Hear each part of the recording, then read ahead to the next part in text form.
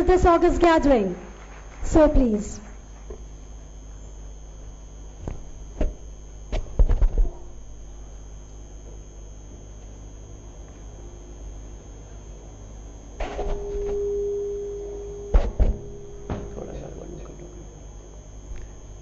सभी को नमस्कार।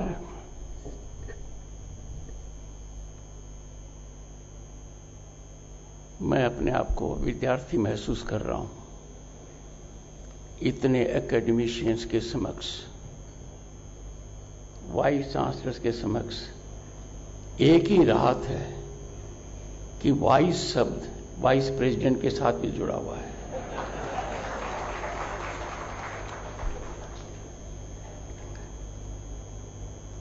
Honorable Minister for IT and Electronics, Uttar Pradesh, Shri Sunil Kumar Sharma. My congratulations to the government of Uttar Pradesh. He has taken, the Chief Minister, great initiative. IT was declared as industry. That has a huge consequence for positive development. Another aspect for which UP is getting increasingly recognized at the school education level, transparency and accountability in administration is becoming a hallmark. Dr. Ashok Chauhan and Professor Vinay Kumar Pathak, we had the occasion to hear both of them. Dr. Ashok Chauhan is a builder of an institution that has now global recognition. Presence in India and abroad is a testimony to his spirit dedication. I must congratulate him for forthright address, heartfelt address, and congratulate him all the more because I have had the occasion to deliberate with two generations succeeding him for passing on the baton to them. It is very difficult to part with power. You have done it. Congratulations. Professor Vinay Kumar Pathak, true to his name, is very Vinay. His address was forward-looking. He had taken note of what Bharat has traversed in last decade. With time constraint, he could not express fully, but everything which he said is very significant. But I must caution Association of Indian Universities. Go to cricket. When a batsman is at 99 runs, it is critical. It is difficult. 99 के फेर में बहुत कुछ हो जाता है. That one run is most important. And that is the big agenda the Vice Chancellors have. What you have attained in 99 years, you have to attain more than double of that in the last year. And that is how your century will climax. Dr. Mrs. Pankaj Mittal, Secretary General, AIU, distinguished Vice Chancellors, academicians, and distinguished audience. It's a great day in the history of our nation.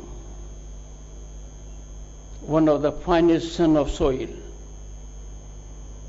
It is his Balidan Divas today. Dr. Shyama Prasad Mookerjee. The name states us. He gave the slogan, एक विधान एक निशान और एक प्रधान ही होगा देश में, दो नहीं होंगे.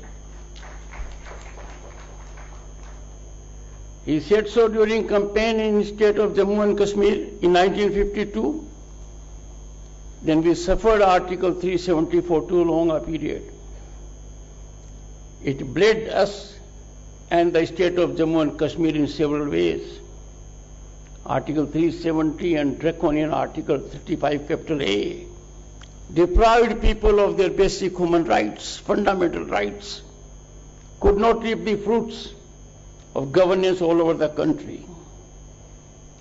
We had a visionary Prime Minister Narendra Modi and a Home Minister in the shoes of Sardar Patel, Amit Shah. Article 370 does not exist now in our Constitution. It was abrogated on 5th August 2019. And the challenge to the Supreme Court on this failed on 11 December 2023. I therefore cannot be at a more befitting place than this to pay tribute to one of the finest sons of our soil. My tributes to him. Friends, I join you today with a deep sense of purpose. It is prelude to your centenary celebrations. My heartfelt compliments for the glorious journey you have had so far, and my best wishes for what you have to traverse to make a difference in the nation, so that the nation makes a difference in the entire world. Distinguished Vice Chancellors, you do not merely script career of your students. You merely do not handhold them or guide them. You are the most vital segment of growth engine of the nation. You are scripting no less than destiny of Bharat, home to 1/6 of humanity. The burden on you could not be more, and I am confident the dedication of our Vice Chancellors, their commitment, their directional approach, all this is implementable and achievable. Trying to reach, as I said earlier, a century is no easy milestone. It is recorded in history. I also take opportunity to compliment and congratulate and give good wishes to Amity University for this excellent premise. The environment I found when I entered was very soothing, and what I gather is you have stepped out to make our impact beyond the frontiers of Bharat. Friends, I must share with you something which happened after more than 3 decades that has really changed the landscape of our education. I am making reference to National Education Policy 2020. As Governor State of West Bengal, I was associated with it in some measure. Inputs in hundreds of thousands were taken into consideration for evolution of this policy after more than 3 decades. The policy resonates with our civilizational spirit, a sense and ethos. It transforms educational pattern when executed. The policy is a bold reaffirmation of India's timeless belief that education is the awakening of the self, not just for acquisition of skills. I have firmly believed education is a great equalizer. Education brings about equality as no other mechanism does. Education decimates inequities. As a matter of fact, education gives life to democracy. I urge all Vice Chancellors, faculty members and administrators to take a very serious critical look first to understand this policy, its spirit, and to ensure by small workshops that students come to understand it. It has a potential to be game changer. I am somewhat concerned that those who need to know more about this policy need to engage themselves a little more seriously. And that can be driven very effectively by Vice Chancellors. So please make aware the students the benefits of the national education policy. Worrisomely and alarmingly, our students at the moment are still in silos. They are in a groove only of government jobs. We are required, vice chancellors as academicians and people like me in constitutional position, to make aware our students and youth of the opportunities they have. The balloon of opportunities is getting bigger and bigger day by day. Our boys and girls have to know about it. India stands tall on world stage as a knowledge power. With over 1,100 universities and more than 40 million students, our higher education is the third largest globally. But friends, I do not wish to go on statistics. Statistics do not define the real-time growth. Education is the surest path to empowerment, progress, and nation building. If privileged pedigree today has eclipsed, it is on account of the spread of education. If democracy will get cutting edge of participation of the most vulnerable, the last in line, it has to be through education. We always have to take pride and reflect in our ancient history. We are inheritors of grand civilizational tradition, where we had blossoming of Takshila, Nalanda, Vikramshila, Vallabhi, and Odantpuri. They once attracted students, scholars from all over the world. They learned from us, and we learned from them. That was ancient Bharat. We are on way to attaining it. The vice chancellors and academicians have a great role to play, alongside people like Chauhan, who are to create infrastructure. These ancient institutions that I have named a while ago were not merely centers of learning, they were much beyond. These were melting pots of cultures, ideas, philosophies, and disciplines. Our young, impressionable minds need to know about these. We owe it to our ancestors to rekindle this spirit in our young minds through our modern day universities. One of the surest way to transform our education system for positivity is, let us not have passive recipients of ideas. Let there be innovation, let there be creativity, let there be thinking process, let there be vibrant exchange of ideas, because only then we can become meaningful contributors to global knowledge systems.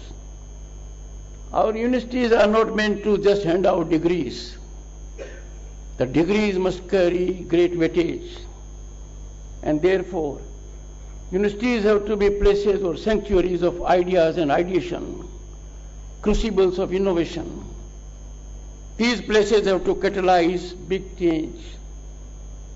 That responsibility owes on the vice chancellors in particular and the academia in general. And therefore, I appeal to you, there must be space for disagreement, debate, dialogue, and discussion.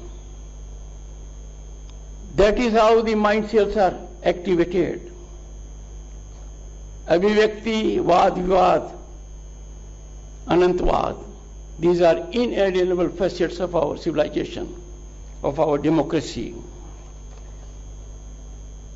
Friends, let me indicate to you, and when you look around the world, you will understand its significance. The state of education defines not only the state of academics, but the state of the nation. We cannot remain perpetual students of Western innovation when our demographic dividend positions us as world's knowledge epicenter. And when we look back in our ancient history, we are reminded of our rich past. It is time Bharat must build world-class institutions, not just to teach, but to pioneer. These are not mere disciplines. These are levers of assurance of our sovereignty in all times to come. Let me not mince words, the imperative is absolute. Establish institutions of uncompromising excellence in emerging domains, artificial intelligence, climate change, climate technology, quantum science, digital ethics. Then Bharat will lead, others will follow. That's a challenge. Education is not just merely for public good. It is our most strategic national asset. It is integrally connected not only with our development journey in infrastructure or otherwise, it assures national security also. Friends, I am before academicians and therefore I will reveal my thought process a little more critically for your analysis. Impossible choices define our character and strength. We must not take the easy route. Impossible choices define that we really have a great inheritance. Taking easy path is getting into mediocrity and then into irrelevance and insignificance. Universities are crucibles to generate such choices. They prepare minds, they prepare people to be intrepid, to go in for impossible choices. Therefore, universities have to be ideation laboratories. Our institutions have potential to be at the peak of pyramid if vice chancellors so determine. I can tell you one who heads the institution defines. We have Mr. Narendra Modi as Prime Minister. Look at the scale of his thought process, scale of his achievements, gigantic issues which he has addressed, accomplished with great success. 500 people and more than that in banking inclusion. 120 million free gas connections. Every household in India has now a toilet, a gas connection, and an electricity connection. Digital connectivity has gone to the last mile, and therefore make that choice. Just reflect the another aspect, and mind you, when you look around the world, their history may be 400 years, 500 years, 1,000 years, 2,000 years. Always remember, we are unique civilization, more than 5,000 years old. No one comes close to us. Just reflect, just scratch your brains. Who are we without principles? Without ethics, without morality? And you are the watchdogs, vice chancellors, academicians, to nurture these qualities. Universities and schools are obvious centers for imbibing the spirit and essence of these sublime principles that define our nation, our culture, our history, our heritage. These are, dear friends, obvious centers for learning of our civilizational essence and ethos. And let me tell you, unless we act timely, we'll only be left bruised, bandaging the wounds. Some issues that are microcosm of larger issues fail to get attention. Let me give you one. Climate change is a buzz now, a buzzword in corporate centers, in education centers, in parliaments, in global bodies. But we were really negligent in addressing the issue earlier. And therefore it is required that our nation faces some challenges. Those challenges are equally existential as the climate changes for the globe. They are for our nation.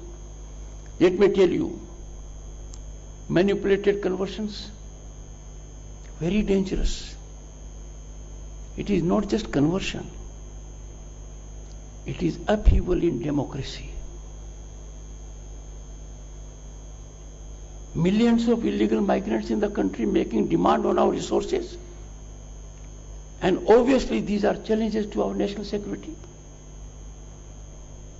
Just imagine population growth is taking place in some sectors in a doctored way, only to secure vegetarianism.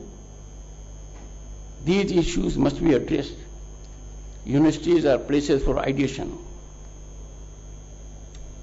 We must engage in this thought process, activate our atom cells so that we emerge as an atomic power to defeat, neutralize, decimate these nefarious tendencies with sinister design to upset the apple cart of our blossoming democracy. Friends, let me focus on the area to which primarily Dr. Chauhan belongs. A lot of our institutions, unlike his, have remained brownfield. Let us fall in line with the global groove. Let's go green. Greenfield institutions alone bring about equitable distribution of these knowledge centers. There are places that are untouched by growth of these institutions. There is clusterization along tier 1 cities, metros, outskirts. A larger section of the population is deprived of these benefits on account of distance. Let us go in for greenfield institutions in areas that have so far not benefited out of such institutions. Let me indicate to the Vice Chancellors, this is my firm conviction. Vice Chancellors are not only the watchdogs, but they are impregnable bulwarks to commodification and commercialization of education. Because one of our fundamental objects to transform the nation is affordability and reach, accessibility of quality education for ordinary people. And that has to be ensured.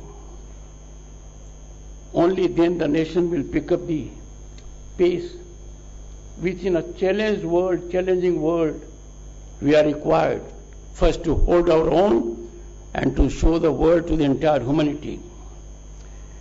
The role of the Vice Chancellors in this critical job is pivotal, fundamental. You are beyond administrators. You carry the legacy of Kulpatis of yore, wise, visionary, and committed to both the academic and moral development of our institutions. Let me tell you, Vice Chancellors, more often than not, an institution is defined by the Vice Chancellors. Takshila was known because Panini and Chanakya were affiliated with it. Nalanda earned its fame because of Shil Badr spearheaded it. I can keep on going. In recent times, Indian Institute of Science, a crown jewel in India's scientific establishment, drew talent from the world, but known for what? Sri C.V. Raman became its inaugural director.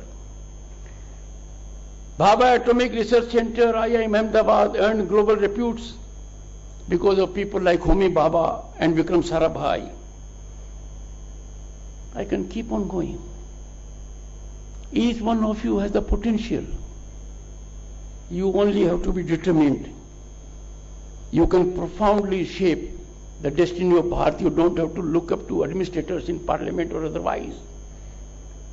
And fortunately for you, Vice Chancellors, for the first time in the country, we have leadership that is visionary, that believes in mission with passion and executes with expedition. That defines the persona of Prime Minister Modi. And therefore, when you have an ecosystem that is affirmative by government policies, you have to put your best foot forward. As I said, impossible choices. The terrain is going to be difficult. There are bound to be headwinds, air pockets. But then expectations must be equally high.